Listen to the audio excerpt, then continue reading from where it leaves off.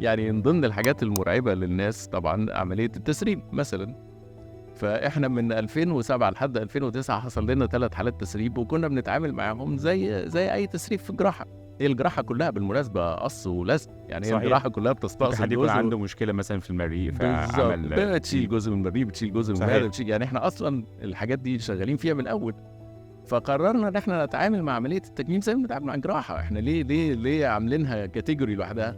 فبدأنا نطبّق الخطوات بتاعة الجراحة العادية، أنا لمّا باشيل المعدة في الأورام باشيلها إزاي وباخيّطها إزاي. فبدأنا بعد ما ندبّس المعدة نبتدي نتعامل معاها زي ما بنتعامل مع جراحة الأورام، فبدأنا نخيّط المعدة فوق الدبابيس، وده قضى تمامًا على حكاية التسريب، ما حصلناش تسريب تاني من 2009 لحد النهارده. الكلام ده يمكن في 2014 بدأ يتقال إن خلاص فعلًا اللي هيخيّط المعدة مش هيحصل له مشاكل. وبدأت تحصل وبدأت بقى تحصل تطورات تانية، ناس تقول لك هاخيّط المعدة، ناس تقول لك لأ أحط صمغ glue جراحي فوق الدبابيس عشان ما يحصلش. بدأت شركة الدباسات نفسها تنزّل حاجة اسمها guard مع الدبابيس إن هو يقلل إحساء التسريب ويقلل النزيف والحاجات دي.